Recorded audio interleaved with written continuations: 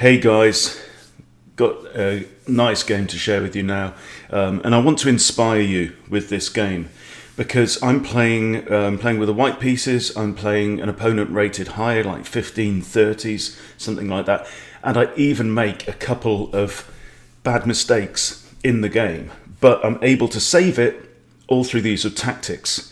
So what I want to do is I want to work through the game and start to identify the tactics that are used and how they work, etc. So it won't take too long. So it's an e4, e5 game, and then I'm playing the Vienna. Okay, knight to c3, brilliant way to knock your opponent off their guard, and tends to lead for some reason to these crazy, sharp, dangerous games.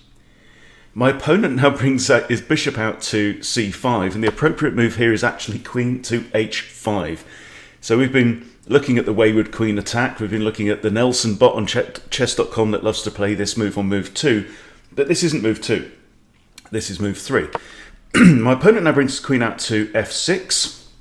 So defending the pawn there. And it would be great to drop the knight into d5. This is actually quite a common move and idea in the Vienna game. Because quite often you can be hitting the queen there and you can be hitting the soft target on c7 with the fork. However, I can't do that. This is one of those examples of you've got a great idea, you'd love to just, burst it out, but I can't because there's a significant threat against f2. Queen and bishop are both looking at f2, so that would be losing material at the very least. So I have to defend against that, so knight to f3. Seems to make sense. Now knight to c5, and adding a second defender to this pawn. But now I get to unleash knight to d5, and this is great because it's hitting the queen, like we're saying, hitting c7. Now in some cases, like if the bishop's here, the queen will be forced back to d8. My opponent actually took a little while over this move, a couple of minutes, and found an improvement. So rather than queen back to d8, queen to d6 still defends this pawn and defends this pawn. So very, very good move. Sorry, this one. Because you see, if queen to d8 was played, then this pawn would be attacked twice and only defended once. So did well to find that move. Now I increase the pressure, bishop to c4, so the potential of if the knight moves, we've got again bishop and queen looking at that target square. And it just, I don't know what it is about the Vienna game, but it just tends to happen like this. And now black apparently sacks his bishop on f2. Why didn't I just capture it with the king? There we go. But that, like first game of the day, this is what happens. Yeah, and now it starts pushing pawns to hit the queen, and this is really weakening now the king side of the board.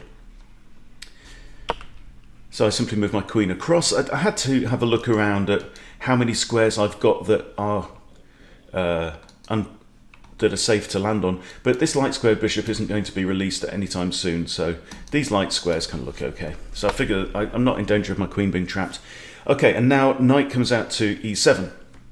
And this is one of those key points where you have to stop, take stock. So in this instance, there's the potential for a few exchanges, even maybe exchanging queens.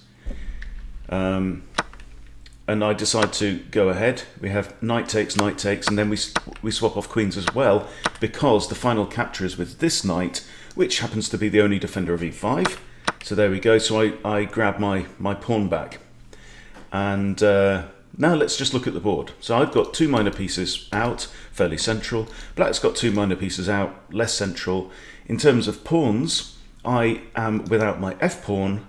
Black is without his e-pawn, and he also has a slightly awkward forward pawn there on g6. In addition, I've got two pieces looking at the f7 pawn. So black pushes the f7 pawn, really putting the question to my knight. Am I going to go in and just try and attack the rook? But if I do, where's the knight going to go from there? That's not a good square. That would get taken. you know, the knight would end up here, and what's the point, really? So I bring my knight back to g4. This is a fork. I'm hitting the bishop, and I'm hitting the f6 pawn. There's only one square that the bishop, well, two squares actually, the bishop can go to get out of the attack and defend the pawn. But he decides against, and goes all the way back there. Now, I miss the fact, in my excitement, I'd already kind of decided that d3 would be a good move, bringing my dark square bishop out into the game. But I got onto the train tracks, right? I forgot to say to myself, what is the most evil move that I can execute on the board? So I felt at this point in the game like my excitement started to rise, my confidence was on the rise, and you really got to be careful when that happens, that you don't let your guard down and stop being evil, right? I should have simply taken the pawn with check, forced his king to move, and then I'd have been in a much better situation. Notice that my king has already moved, so I can't castle. Okay, and now he comes out with this pawn attack.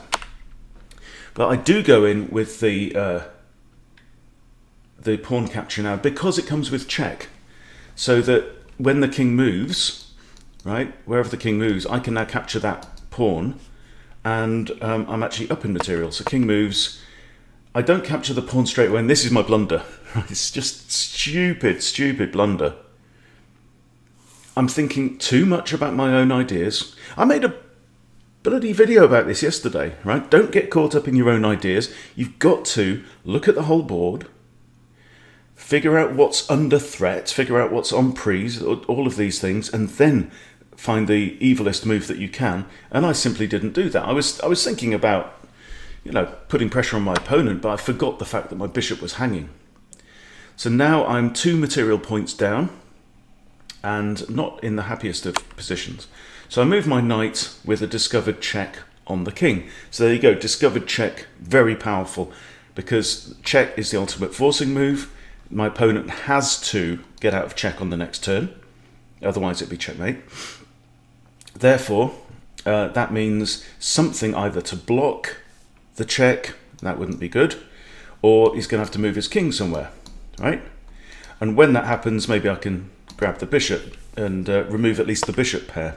So I capture the bishop, recaptures with the a pawn, and now I'm pushing, right? One of the imbalances in the game is that I have these 2 central pawns. I want to make use of those pawns. I want to maximize the advantage of those pawns, okay? One of my opponent's disadvantages, although he's a piece up for a pawn, so he's 2 points up, he's got these 2 pairs of double pawns, okay? So I want, also thinking strategically, I want to keep those pawns doubled if I can. I want to rub his nose in the fact that he's got awkward pawns. Okay, now, bishop comes out with check, king to d2. Rook comes across, attacking the undefended pawn, so I defend it. Pawn now comes down, pawn pushes, right? So I'm maintaining the integrity of my central pawns, and I'm trying to defuse any ideas that he's got of swapping off these awkward doubled pawns. Right. Now he pushes another pawn. Clearly he's coming for here. And I push h3 to kick his bishop away. I want to reduce the number of squares that bishop can visit on the board by putting my pawns on these light squares, because he's a light squared bishop. Now I move my king to one side, getting out of line of black's rook. And the pawn pushes. And now this is a kind of a pin, really. So we have a piece of lower value in line with a piece of higher value. So if I put one of my pieces, either a rook or a bishop or a queen, in line with those pieces, then it discourages the lower value piece in front from moving away, because it would allow me to capture the higher value piece behind. The opposite of that is a skewer, where it's the higher value piece in front. Now, so what's black going to do? Okay, if he moves his knight, the rook could fall. The only place he could move it to and defend the rook would be there, but then I take the knight anyway. So if he moves the rook, then maybe he could defend the knight. So he's got 2 squares where he could move the rook to defend the knight. So he does indeed move his rook to d7. And now I come in, I see another tactic. Right? I didn't see this until he made that move, a skewer. Bishop to f6 hits the king, and behind the king is a piece of higher value than the bishop. The king must move because we're right next to each other. There's no way that we can interpose. The king can't capture because the bishop's defended by the rook. Therefore, the only option is to move, and I grab a rook. Free rook, and we're back in the game. So I'm now 3 material points up. Basically, black is down the exchange and a pawn. For some reason moves his knight now to g8. I wasn't sure about the purpose of that move, so I just carried on. Move my rook now to e1. I actually thought later that it might have made more sense to put my rooks onto these 2 squares to support these pawns in their campaign up the board. But anyway, that was the move I made at the time. And rook to d6, and now I push my g-pawn forwards, just starting to grab space now and maintain these my choke hold on the bishop's options. Black pushes g5, I bring my bishop back to attack the rook, and rook comes across to attack a2, no issue, king to b1, pushes pawn, and I was very happy to see that because it allows me to play a3. Very often you'll find yourself in this situation where there's pawns just 1 square away from each other, and you have to decide whether swapping off is a good idea or blocking off. And here, clearly for me, I've got a material advantage in the game, and I want to keep my king safe. I've got 2 rooks on the back rank, so safety is paramount. And right here, yes, my king doesn't have that many spaces to go to, but he's fairly secure down there. And now can you see another potential move as well? There's actually a rook fork potentially on the board. Although it's black's turn now, there is a rook fork potentially. Actually, no, the knight prevents it. So here we've got the idea of maybe a rook there. Because it comes with check and attacking another piece, it pretty much forces the exchange. And exchanges at this point are going to be in my favour. So we have b5, and now I come in with another rook fork. There you go.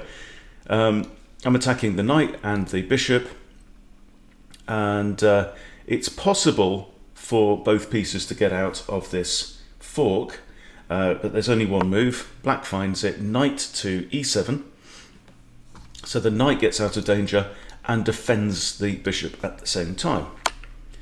And now I come down because the knight has moved. Now we have my original rook fork, forces the exchange, bishop captures, attacking the knight, knight moves back.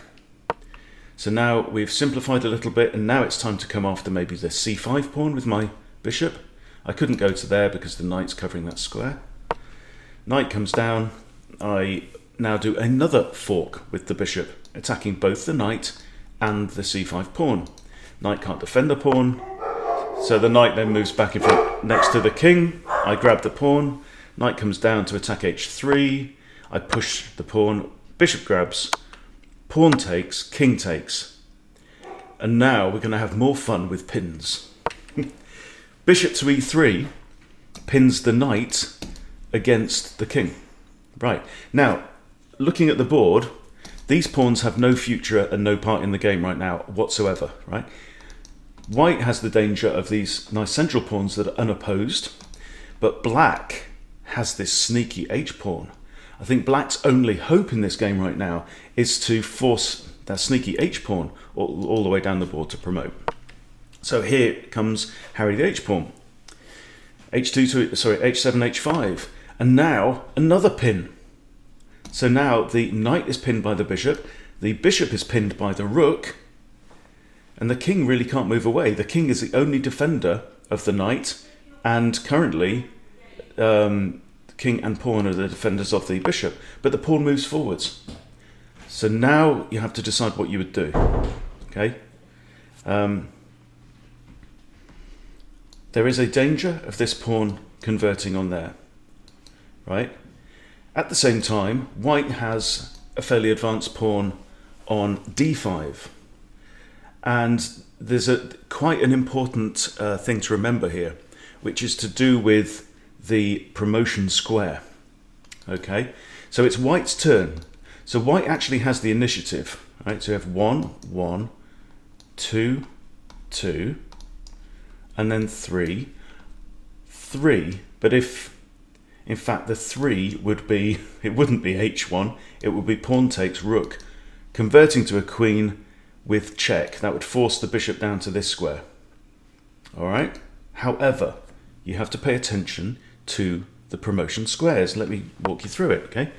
D6, h3, d7, h2. Right. This is now looking very dangerous for white, potentially. However, pawn to d8 promotes pawn equals queen. Queen checks the king. Right, and now it's too late. It's too late for black. King moves, rook captures bishop, check. King moves, rook captures knight, check. King moves, queen to there with check. And now the queen is zigzagging with checks each time towards the h-file.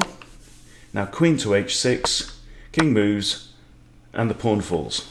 Okay, and at this point my opponent resigns. So tactics, tactics, tactics. Tactics win chess games, right? You have to be alert to pins, forks, skewers, all of that. But more than anything else, if you want to improve, you've got to be alert to leaving pieces hanging under attack and undefended or underdefended. So very, very pleased with that game because I did blunder a couple of times, but in particular, just leaving my bishop undefended, inexcusable. But fortunately, I was able to use my knowledge of tactics and some strategy as well. You know, thinking about the positions of the pawns, that positional side of chess, all very important. But ultimately, it was tactics that won the game. So there you go. Hope you've enjoyed watching this, and I'll see you soon.